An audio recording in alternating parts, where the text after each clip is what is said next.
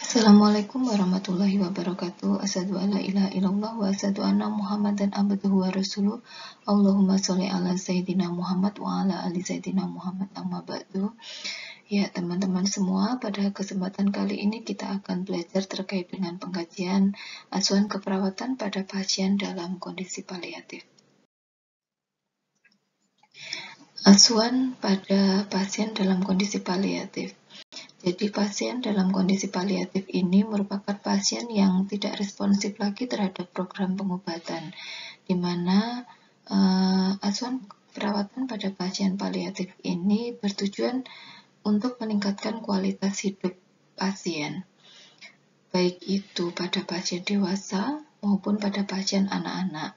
Dan fokusnya untuk asuhan perawatan paliatif ini sebenarnya tidak hanya berfokus kepada keluarga, tidak hanya berfokus kepada dewasa, tetapi juga berfokus kepada keluarga. Karena keluarga ini ikut berperan andil dalam menghadapi kondisi pasien.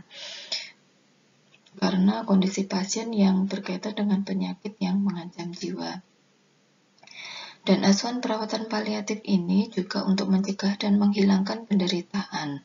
Jadi bukan untuk menyembuhkan penyakit, tetapi untuk menghilangkan penderitaan melalui identifikasi secara dini, melalui program pengkajian, juga melalui program pengelolaan yang tepat terhadap nyeri dan masalah lainnya.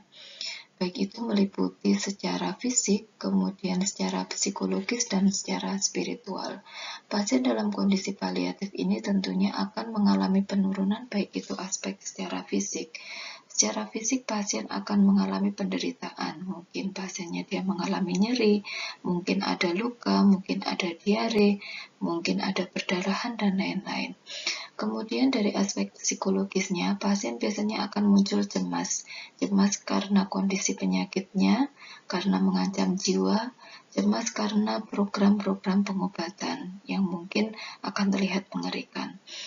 Dan juga akan mengalami penurunan dari segi spiritualitasnya. Pasien tidak bisa secara normal melakukan kegiatan spiritual yang dimana sebelum sakit pasien bisa leluasa melakukan tindakan terkait dengan spiritualitas pasien. Ya, sebenarnya kondisi pasien dalam paliatif ini seperti apa gitu ya. Pasien dalam kondisi paliatif ini adalah pasien yang tidak dapat disembuhkan. Jadi diagnosisnya tidak dapat disembuhkan. Contohnya itu adalah pasien kanker, kemudian pasien dengan HIV dan AIDS, bisa karena stroke yang mungkin menahun dan tidak kunjung sembuh, kemudian COPD, kemudian pasien dengan kasus hemodialisa karena gagal ginjal, kemudian pasien dalam kondisi demensia, atau mungkin pasien yang mengalami kondisi penyakit-penyakit degeneratif, itu juga termasuk dalam pasien dalam kondisi paliatif. Atau mungkin karena pasien mengalami kecelakaan lalu lintas sehingga mungkin mengalami kematian pada batang otak gitu ya. Itu juga termasuk dalam kondisi pasien dalam kondisi paliatif. Kemudian pasien ini mengalami banyak penderitaan, jadi multiple. Jadi mungkin dia ada kanker, kemudian kankernya sudah menyebar, nah ini bisa mengalami banyak penderitaan. Kemudian memerlukan dukungan, baik itu dukungan secara biologi, psikologi, sosial, dan juga spiritual.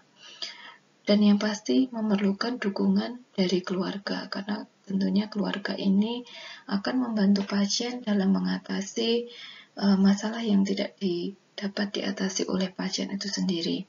Kemudian memerlukan peningkatan kualitas hidupnya. Jadi kualitas hidup itu penting pada pasien dalam kondisi paliatif karena pasien diusahakan tetap bisa produktif gitu ya, tetap bisa melakukan pekerjaan yang mungkin pekerjaannya ringan sehingga dia perlu melakukan tindakan perawatan paliatif. Ya, terkait dengan permasalahan yang mungkin muncul pada pasien paliatif, tentunya pasien dalam kondisi paliatif ini akan mengalami berbagai masalah. Permasalahan yang pertama adalah permasalahan secara fisik. Ya, permasalahan secara fisik ini pasien umumnya akan mengalami nyeri.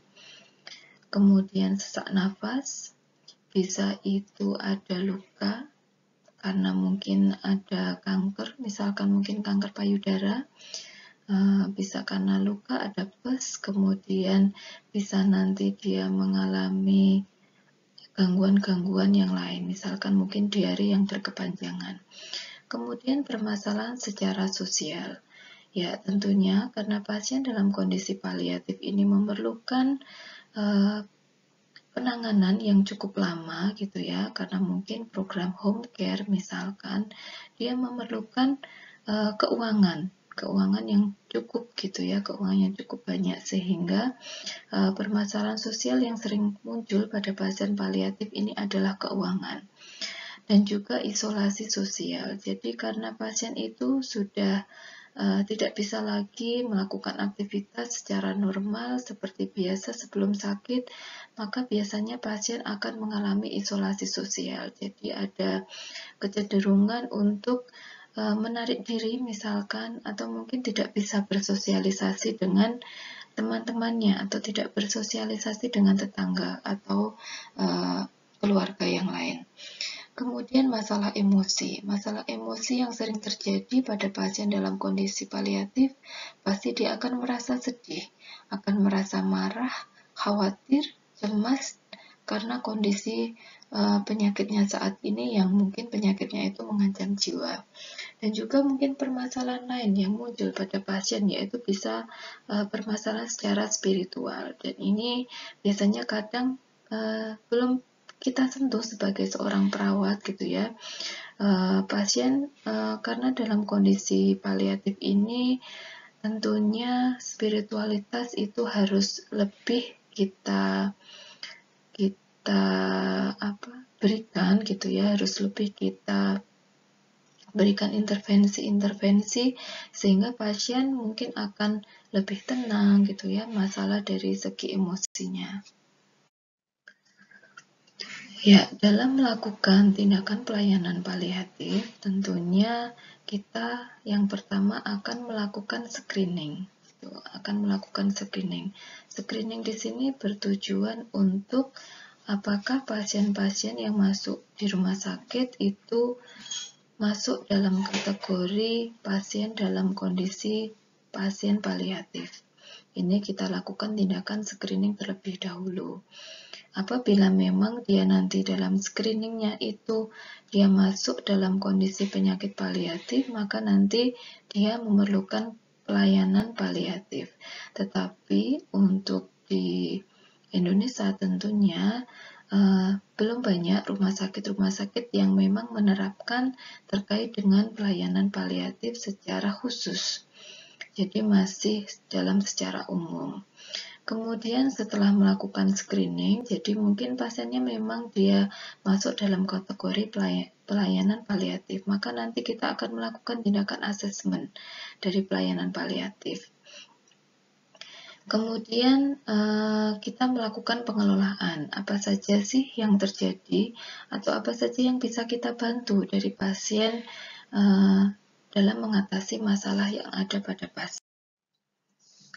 Ya, tindakan yang pertama adalah kita melakukan screening pelayanan paliatif. Screening di sini merupakan proses untuk menetapkan apakah kondisi pasien masuk dalam fase terminal. Jadi, pasien-pasien yang masuk di rumah sakit tersebut itu akan kita cek ya, apakah memang pasiennya itu dalam kategori penyakit terminal atau dalam kategori oh iya, dia masuk dalam pasien dalam kondisi paliatif. Nanti ini akan kita lakukan tindakan scoring atau menskorkan terkait dengan berbagai macam data. Data yang pertama yaitu terkait dengan penyakit dasar. Jadi penyakit yang dasar yang dialami oleh pasien. Kemudian penyakit komorbiditas atau penyakit penyerta. Kemudian status fungsional. Kemudian kriteria lain yang perlu untuk dipertimbangkan. Jika nanti nilainya lebih dari 4, maka perlu untuk kita lakukan konsultasi dengan tim paliatif, atau pasien di sini sudah masuk dalam kategori penyakit paliatif, sehingga nanti perlu untuk melakukan tindakan perawatan paliatif. Di mana terkait dengan petunjuk scoring itu skor 0 sampai dengan 2 itu tidak perlu intervensi paliatif, sedangkan poin 3 itu masih dalam kategori observasi. Kemudian kalau dia sudah 4 atau mungkin sudah lebih dari 4, perlu untuk konsultasi dengan tim paliatif. Ya, terkait dengan screening pelayanan paliatif, yang pertama adalah penyakit dasar. Jadi, saat kita melakukan tindakan pengkajian kepada pasien, kita akan mengecek terkait dengan penyakit dasar. Apakah pasien dia mengalami penyakit kanker dengan stadium lanjut? Apakah pasien ada penyakit PPOK lanjut? Apakah pasien mengalami penyakit stroke dengan penurunan fungsi lebih dari 50%? Apakah ada penyakit gagal ginjal? Apakah ada penyakit jantung berat seperti CHF? Jika pasien di sini ada salah satu atau mungkin lebih dari satu dari penyakit dasar, maka tiap poinnya kita akan berikan dia nilai 2. Jadi misalkan pasiennya dia ada kanker, misalkan mungkin stadium 3 atau mungkin stadium 4, maka kita akan memberikan skor dia 2. Dan mungkin pasien di sini ada tambahan penyakit yang lain, misalkan mungkin sudah mengalami gagal ginjal. Berarti di sini ada tambahan poin kembali, jadi 2. Jadi mungkin skornya bisa jadi 4 di penyakit dasar. Kemudian selain penyakit dasar, maka kita masuk ke penyakit komorbiditas. Jadi penyakit komorbiditas ini merupakan penyakit tambahan yang muncul dari penyakit dasar yang utama. Ya, jadi penyakit komorbiditas ini bisa penyakit hati kronis, penyakit ginjal moderat, penyakit PPOK, gagal jantung kongesif, komplikasi lain. Jadi misalkan pasiennya penyakit dasarnya tadi ada kanker, kemudian ternyata setelah dilakukan tindakan screening tambahan lagi terkait dengan komorbiditas, oh ternyata dia ada penyakit gagal ginjal. Jadi nanti di sini kita berikan skor 1 untuk setiap poinnya jika pasien ada dalam kondisi penyakit seperti ini. Kemudian yang ketiga adalah status fungsional pasien. Status fungsional pasien ini bisa kita menggunakan secara ECOG. Ya, secara ECOG, secara skala ECOG di sini ada skor 0 sampai dengan skor 5. Skor 0 itu bila pasien dia masih aktif penuh, mampu melakukan kegiatan tanpa hambatan seperti sebelum adanya penyakit. Jadi mungkin pasiennya di sini sudah ada penyakit ya, tetapi dia masih mampu melakukan kegiatan tanpa hambatan. Berarti nanti dia masih belum ada masalah di situ terkait dengan paliatifnya. Jadi nanti kita berikan nilai 0.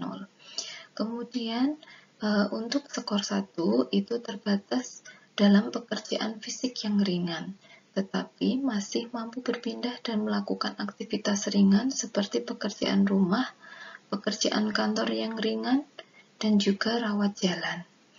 Jadi di sini pasiennya dia sudah mengalami penyakit gitu ya, tetapi dia masih mampu melakukan aktivitas. Misalkan mungkin karena dia kerja di kantor masih bisa mungkin nanti dia menyelesaikan pekerjaan kantor yang di situ umumnya masih ringan. Kemudian dia perlu untuk melakukan perawatan di rumah sakit gitu ya, tetapi masih dalam kondisi rawat jalan, belum melakukan tindakan rawat inap. Itu nanti kita berikan skor dia 1 apabila ada. Kemudian untuk skor 2, di sini pasiennya masih dalam program rawat jalan, kemudian mampu melakukan perawatan diri dan bergerak, namun tidak mampu melakukan pekerjaan lainnya. Bangun lebih dari 50% dari waktu terjaga. Ya, di sini pasiennya dia masih mampu untuk melakukan perawatan diri. Jadi mungkin dia mampu untuk mandi sendiri gitu ya, berganti baju sendiri, melakukan perawatan sendiri, dia masih bisa makan sendiri, masih bisa bergerak pun masih bisa. Tetapi mungkin pekerjaan yang lainnya tidak bisa, misalkan mungkin pekerjaan rumah tangga, mencuci, atau mungkin pekerjaan di kantor dia sudah tidak bisa untuk melakukan. Jadi nanti di sini kita berikan dia skor 2. Kemudian untuk skor 3, di sini hanya mampu melakukan perawatan diri yang terbatas, hanya di antara tempat tidur dan kursi. Jadi di sini sudah memerlukan bantuan orang lain dalam perawatan diri. Misalkan mungkin dia perawatan dirinya di tempat tidur gitu ya, tetapi mungkin pasiennya masih bisa melakukan sendiri tetapi memerlukan bantuan orang lain. Kemudian hanya di tempat tidur dan di kursi, jadi berpindahnya tidak bisa di seluruh area rumah, tetapi mungkin hanya di sekitar tempat tidur atau hanya di sekitar kamar. Jadi tidak jauh dia untuk melakukan perpindahan. Nanti di sini kita berikan dia skor 3. Kemudian terkait dengan poin yang keempat, di sini ketidakmampuan secara total. Jadi pasien tidak bisa melakukan perawatan diri, jadi dia hanya di tempat tidur saja atau mungkin di kursi dalam kondisi yang berat. Maka nanti kita berikan dia nilai 4. Dan yang kelima adalah keadaan meninggal dunia. Ya, kemudian screening pelayanan paliatif yang selanjutnya adalah berdasarkan dari kriteria lain yang perlu dipertimbangkan. Ini nanti untuk skornya untuk tiap poin adalah kita berikan nilai 1. Ya, untuk poin A di sini tidak akan menjalani program pengobatan kuratif. Jadi ketika nanti kita melakukan wawancara terhadap pasien, apakah pasien ini mau untuk menjalani program pengobatan kuratif? Apabila pasien tidak mau, maka akan kita berikan skor 1. Kemudian yang B, kondisi penyakit berat dan memilih untuk tidak menjalankan terapi. Jadi misalkan pasiennya di sini adalah penyakit kanker, tetapi dia tidak mau untuk menjalankan program terapi yang sudah harus dijalankan oleh pasien. Maka nanti kita berikan dia skor 1. Ya, nyerinya dia berkepanjangan yang poin J. Nyeri tidak teratasi dalam lebih dari 24 jam. Jadi nyerinya tidak kunjung sembuh, sudah diberikan obat nyeri tetapi tidak sembuh, maka nanti kita berikan dia skor 1 kembali. Kemudian memiliki keluhan yang tidak terkontrol, misalkan mual, kemudian muntah gitu ya. Kemudian memiliki keluhan psikologis lain dan spiritual yang perlu diperhatikan. Jadi mungkin pasiennya ada cemas, ada mungkin misalkan berusaha untuk bunuh diri, kemudian mengalami distress spiritual, sehingga nanti kita berikan dia skor 1 kembali. Kemudian sering berkunjung ke IGD, jadi mungkin dalam 1 bulan itu dia bolak-balik ke rumah sakit gitu ya, sering berkunjung ke IGD untuk melakukan program pengobatan, mungkin sering melakukan ke rumah sakit untuk berobat ya, itu di poin F. Kemudian untuk yang G lebih dari 1 kali untuk diagnosis yang sama dalam 30 hari. Jadi ini dia mengalami penyakit gitu ya, mengalami penyakit yang diderita oleh pasien itu lebih dari 30 hari. Kemudian memiliki lama perawatan tanpa kemajuan yang bermakna. Jadi dia sudah melakukan berbagai macam program pengobatan tetapi tidak banyak terjadi kemajuan. Kemudian lama rawat yang panjang di ICU tanpa kemajuan. Kemudian memiliki prognosis yang jelek atau gejala-gejala yang jelek. Kemudian hasil dari screening ini maka nanti akan kita berikan total. Jadi mulai dari di awal tadi, maka nanti kita akan berikan skor total di sini. Berapa totalnya? Apabila dia lebih dari 4 setelah kita total, maka dia termasuk dalam screening dari pasiennya butuh pelayanan paliatif. Ya, untuk acuan keperawatan paliatif atau asesmen paliatif, Tentunya ketika kita akan membuat acuan keperawatan, baik itu pada pasien paliatif atau pasien yang lain, tentunya hal ini sama. Jadi tidak ada terkait dengan perubahan. Hanya saja terkait dengan perawatan paliatif ini tentunya ada screeningnya terlebih dahulu, apakah dia masuk dalam kategori penyakit paliatif atau tidak. Ya, untuk data yang pertama yaitu nanti kita akan melakukan tindakan anamnesis tentunya. Yang pertama terkait dengan data umum. Data umum di sini terkait dengan identitas pasien, mulai dari nama, usia, jenis kelamin, agama, dan juga identitas dari penanggung jawab.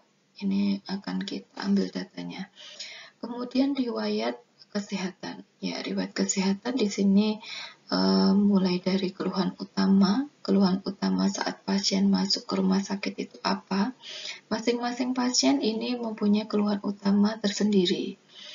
Jadi nanti keluhan utama itu adalah keluhan yang paling dirasakan oleh pasien sehingga dia menuju ke pusat pelayanan kesehatan.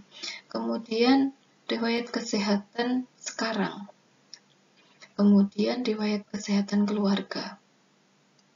Ya, apakah dari pasien di sini mengalami atau keluarganya pernah menderita penyakit yang sama dengan pasien.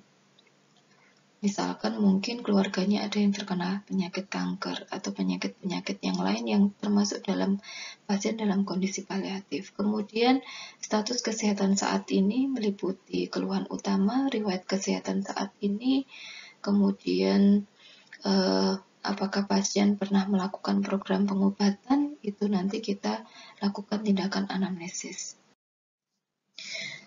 Kemudian terkait dengan pola fungsi kesehatan.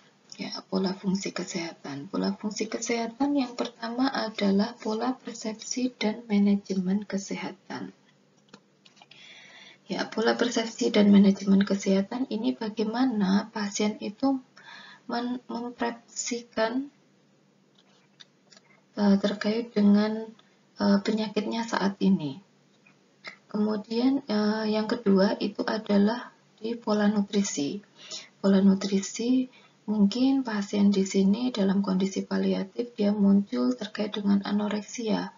Dia mungkin ada muntah, kemudian pasiennya umumnya akan mengalami penurunan berat badan, misalkan seperti itu. Nanti di pola nutrisi ini akan kita kaji.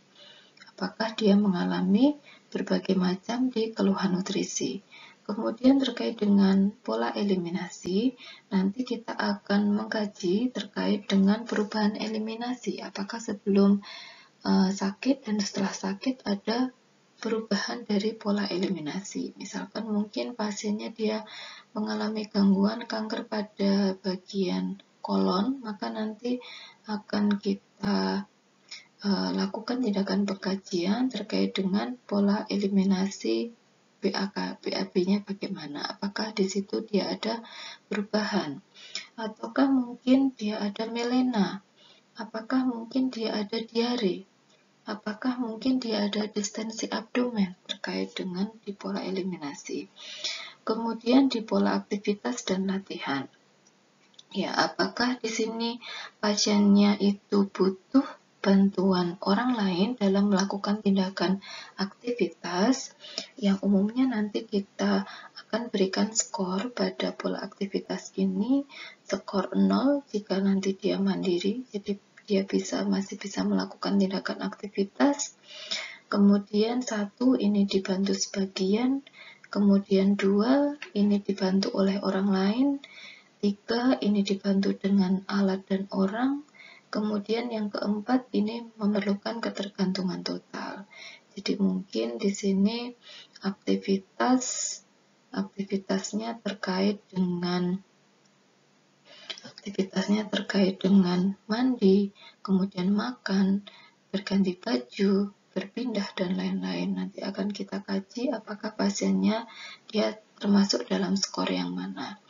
Kemudian pola kognitif dan perseptual. Jadi pola kognitif dan perseptual ini apakah pasiennya itu masih sadar terhadap kondisi lingkungannya, Kemudian apakah pasiennya dia masih mampu untuk berkomunikasi dengan orang lain. Kemudian dia masih berespon terhadap lingkungan yang ada di sekitarnya. Dia mengenal orang-orang yang ada di sekitarnya. Itu termasuk dalam pola kognitif perseptual. Kemudian pola istirahat dan tidur. Apakah selama pasien itu sakit, dia mengalami perubahan terkait dengan pola tidurnya? Apakah pasien itu dia mengalami gangguan tidur, lebih banyak terjaga daripada tidurnya? Hal ini karena mungkin rasa yang tidak nyaman yang dialami oleh pasien, contohnya adalah nyeri. Kemudian pola konsep diri atau persepsi diri. Ya, terkait dengan pola konsep diri ini, apakah mungkin muncul gangguan citra tubuh, misalkan mungkin pasiennya malu, kemudian tidak pede terhadap kondisi dirinya, karena mungkin pasiennya dia ada kanker payudara, sehingga mungkin payudaranya ada luka, atau mungkin payudaranya tinggal satu gitu ya, sehingga nanti dia ada gangguan pada konsep dirinya. Kemudian pola peran dan hubungan. Ya, jadi di sini bagaimana hubungan antara teman, antara keluarga, dan hubungan juga dengan lingkungannya seperti apa? Apakah di sini ada masalah? Kemudian pola reproduksi dan juga pola seksual. Ya, jadi di sini bagaimana kondisi reproduksinya, seksualitasnya, apakah mengalami gangguan? Kemudian pola coping. Pola coping bagaimana pasien ini mengatasi stres atau mengatasi masalah yang muncul dalam kondisi dirinya. Apakah pasiennya ini stres dengan kondisi dirinya sehingga mungkin ada percobaan untuk bunuh diri, berarti nanti di pola copingnya pasien di sini ada permasalahan. Kemudian pola keyakinan, jadi bagaimana dia menjalankan ibadah, apakah selama sakit itu pasiennya mengalami penurunan atau gangguan dari segi spiritualitasnya atau pola keyakinannya. Kemudian setelah pola fungsi kesehatan, kemudian kita masuk ke pemeriksaan fisik. Jadi di pemeriksaan fisik di sini kita cek terkait dengan keadaan umumnya. Keadaan umumnya bagaimana? Apakah pasien dia dalam kondisi sadar? Apakah mungkin koma, semi koma, delirium, dan lain-lain. Kemudian pemeriksaan tanda-tanda vital terkait dengan tekanan darah, temperatur, respirasi, dan juga nadi. Kemudian pemeriksaan head to toe. Pemeriksaan head to toe di sini mulai dari kepala sampai dengan kaki. Masing-masing pasien mungkin nanti akan memiliki pola atau memiliki gangguan tersendiri. Hal ini berkaitan dengan masalahnya pasien itu di mana. Misalkan mungkin pasiennya dia mengalami penyakit kanker mungkin pada daerah payudara, sehingga nanti pada pemeriksaan head to toe-nya pada bagian dada di sana mungkin kita temukan, misalkan mungkin ada benjolan, misalkan mungkin ada luka, misalkan mungkin ada pus gitu ya. Itu mungkin untuk di pemeriksaan head to toe. Kemudian setelah kita pemeriksaan head to toe, maka nanti kita memerlukan terkait dengan pemeriksaan penunjang. Pemeriksaan penunjang ini kita gunakan untuk menunjang dari data yang sudah kita punya gitu ya. Yang pertama adalah pemeriksaan darah lengkap. Jadi bagaimana darah lengkap terkait dengan gula darah, fungsi liver, fototorak, fungsi ginjal, dan lain-lain. Kemudian USG, kita akan melihat adanya massa dan kelainan pada organ. Dan juga biopsi. Biopsi di sini untuk mendeteksi adanya keganasan atau tidak. Misalkan mungkin pasiennya dia mengalami penyakit kanker. Ya, di sini adalah masalah keperawatan yang mungkin muncul. Jadi dari data anamnesis tadi, mulai dari keluhan utama sampai dengan pemeriksaan head to toe, pemeriksaan penunjang, maka masalah-masalah yang mungkin akan muncul pada pasien dalam kondisi paliatif mungkin di sini akan ada nyeri kronik atau mungkin nyeri akut, kemudian nutrisi kurang dari kebutuhan tubuh, kekurangan cairan dan elektrolit, kerusakan integritas kulit dan jaringan, gangguan citra tubuh, gangguan pola eliminasi, gangguan pola tidur, gangguan interaksi sosial, distress spiritual, gangguan seksualitas, pola nafas tidak efektif, atau mungkin bersihan jalan nafas tidak efektif. Hal ini nanti masing-masing pasien mungkin akan berbeda terkait dengan keluhannya. Jadi nanti untuk masalah keperawatan ini yang mungkin muncul. Jadi tidak semua mungkin diagnosis ini ada, tetapi mungkin satu atau mungkin dua atau mungkin tiga dari masalah keperawatan ini mungkin akan muncul pada pasien dalam kondisi paliatif. Kemudian lingkup kegiatan perawatan paliatif. Ya, lingkupnya apa sih dalam kita melakukan tindakan perawatan paliatif? Tentunya yang umum dialami oleh pasien itu adalah penata laksanaan terkait dengan nyeri, karena pasien umumnya akan mengeluh yang namanya nyeri. Jadi ketidaknyamanan nyeri ini biasanya akan menimbulkan berbagai macam dampak pada pasien. Misalkan mungkin pasiennya jadi tidak bisa tidur, kemudian pasiennya mungkin akan mengalami penurunan nafsu makan dan lain-lain. Kemudian penata laksanaan keluhan fisik lain. Jadi mungkin selain nyeri, mungkin di situ ada luka, maka nanti kita akan berikan penata laksanaan terkait dengan masalah fisik yang mungkin ada pada pasien. Kemudian kita berikan dukungan secara psikologis.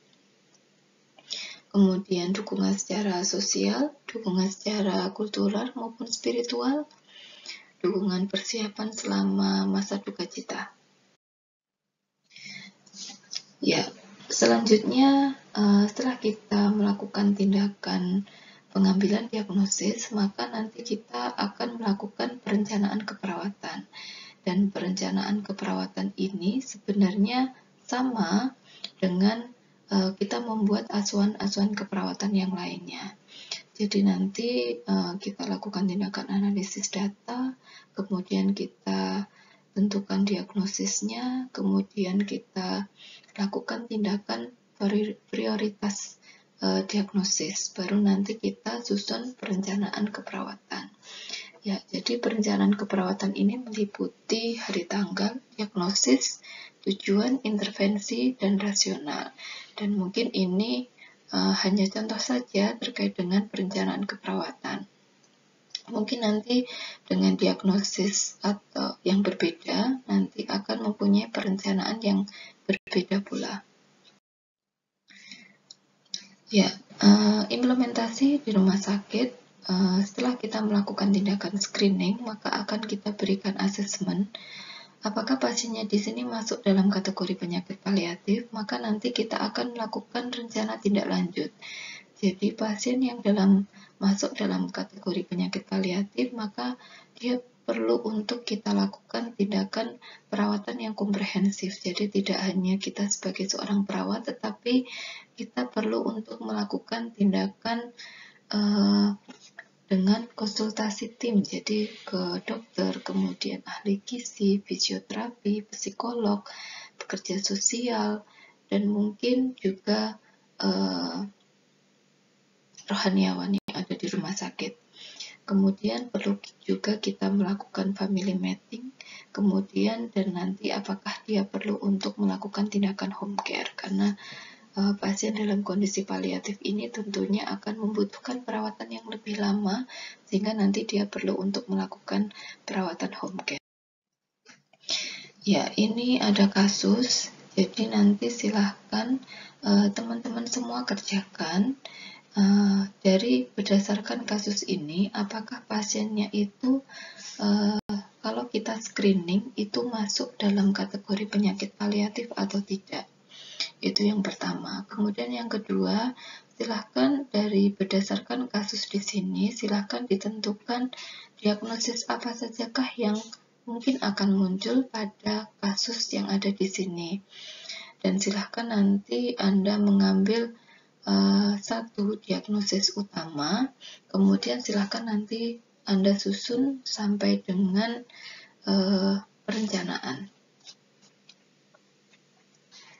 Ya, mungkin itu saja materi dari asuhan keperawatan dalam kondisi paliatif. Semoga ini bermanfaat. Wassalamualaikum warahmatullahi wabarakatuh.